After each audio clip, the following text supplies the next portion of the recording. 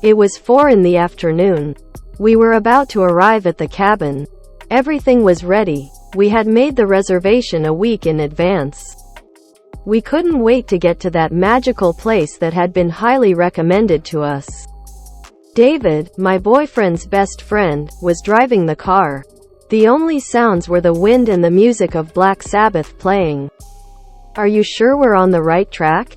Veronica, David's girlfriend, asked. "Absolutely. We're on the right path," he replied. I was enthralled, gazing at the beautiful array of mountains blending together, creating various shades. Suddenly, I started to smell a strong onion scent. It was then that I spotted a small thatched hut in the distance, nestled between some potato crops. As we got closer, the smell grew increasingly intense. "Stop, stop," was what I managed to say. "Are you crazy?" my boyfriend replied. "We're almost there, and we don't want to be caught on the road after dark."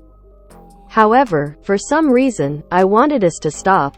"Besides, it smells terrible," David added. "Please, guys," I insisted, telling them that the hut seemed haunted. "Are you afraid?" I said to them challengingly.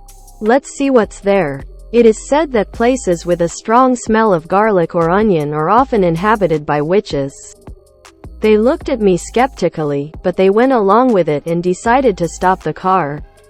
We walked towards the house, but the smell of onion was unbearable. When we arrived, we saw that the door was open. I was the first to enter. They were mocking my antics. Santiago, my boyfriend, entered to support me. The others stayed outside. The hut was filled with sacks of onions. That's where the smell was coming from. Suddenly, I felt something flying over my head at high speed. "It's a bat, don't worry," Santiago said. I started to scream because I'm afraid of bats. I ran quickly to the car and closed the door. "You used to like haunted houses, didn't you? If you're like this with a bat, how will you be with a ghost?" David mocked. Everyone got back in the car, and we continued our journey. I looked back and saw a bright light emanating from the cabin. Resembling a veil, the luminous veil started to follow us. However, when I told them what was happening, they didn't believe me and refused to look. After a while, Santiago turned around to clean the rear window, and to his surprise, he saw that faint light chasing us. "Hey, what's that?" he said, a little scared. "You're not telling me you believe in those stories too, are you?" said David, with a mocking tone. "Why don't you take this bag of chips and stop imagining nonsense?" When David turned around to hand us the chips, his eyes trembled upon seeing the infamous veil. "This can't be happening. It's ridiculous," he said. "Veronica, do you see it?" he asked his girlfriend. She was astonished. "What is that thing?" David asked. "I think it's what flew into the hut."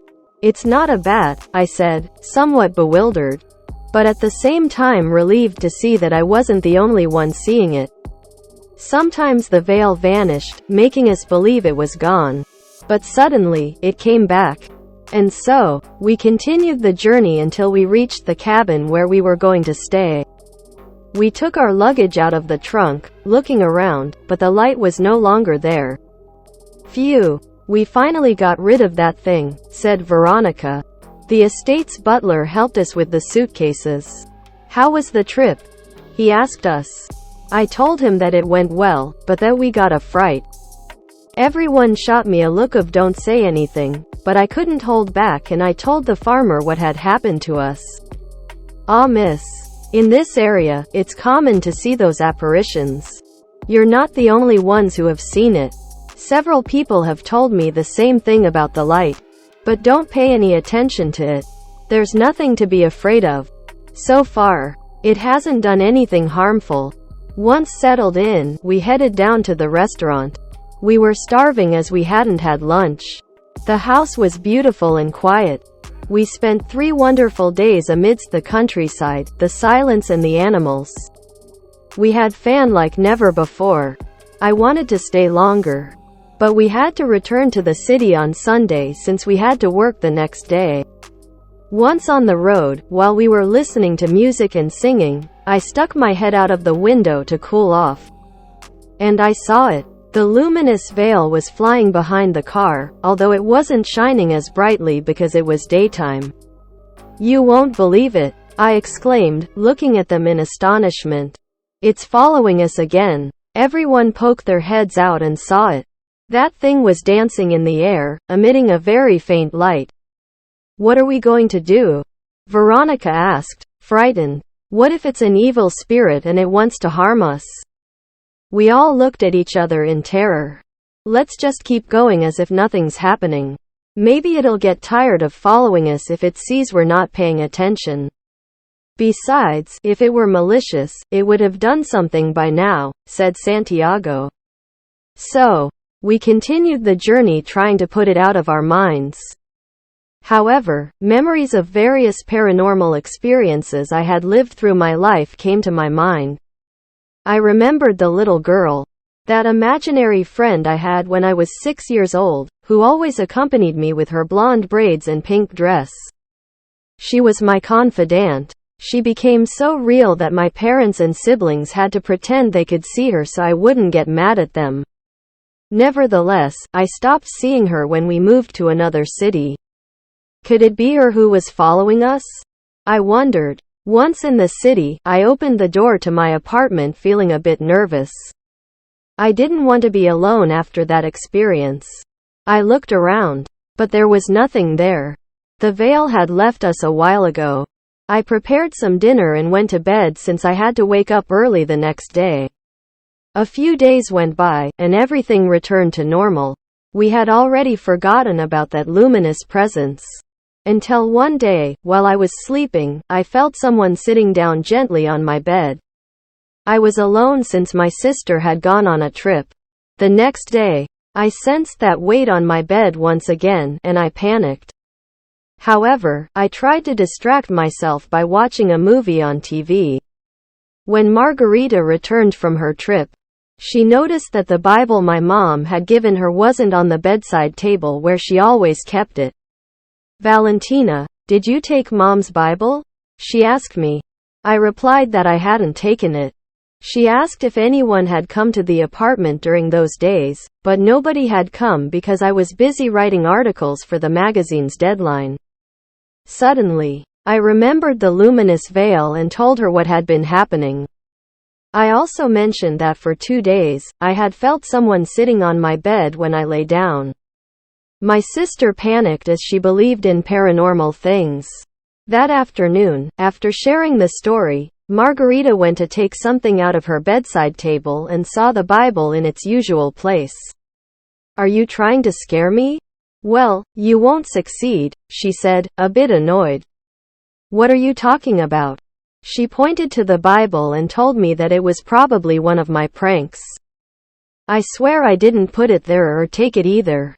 That night, I wasn't the only one who felt the weight of something on the bed. My sister appeared in my room around midnight, completely frightened. She told me that she had felt someone sitting on her bed. In the following days, some things started disappearing, like my favorite blouse, a watch, and a few others. The strange thing was that they reappeared in their place after we had searched every corner. So, I don't know where I found the courage, but I spoke to the presence. I told it that if it wanted to live with us, it had to behave, or otherwise I would remove it from there. For some reason, when I spoke to it, it calmed down and stopped bothering us. However, there were days when it continued its pranks. I had gotten used to it. But Margarita couldn't bear it and decided to leave the apartment for a few days to see if the spirit or whatever it was would go away. After a week, she decided to come back on the condition that we find someone to help us getting rid of that thing. Yes, I sense it. It's here. The good news is that it's not malicious. It's just a mischievous spirit, explained Mrs. Amalia, a fortune teller recommended to Margarita by a friend. Apparently, it lives within this plant. She pointed to the ficus that Mom had given us and had been with our family for many years. "I can remove it if you want, but it's harmless and seems to be happy here." The decision is yours.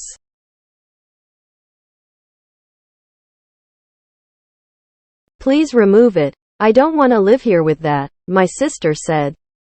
The strangest thing was that I felt a sense of attachment and even considered coexisting with it. But for Margarita's sake, I agreed to have Mrs. Amalia remove it in a gentle manner. After performing some prayers and sprinkling holy water on the plant, what the practitioners call Ogun, a deity in Santeria that protects homes from any danger, emerged. However, my sister refused to let it live with us, even if it was meant to be our guardian. I shared the story of the luminous veil with Mrs. Amalia. She told me that perhaps a witch lived in that onion hut and had invoked this spirit to protect the place. When I entered there, this guardian felt the need to protect me, which is why it followed me.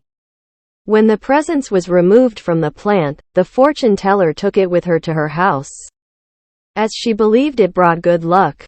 Margarita and I then looked at each other with relief and a little regret.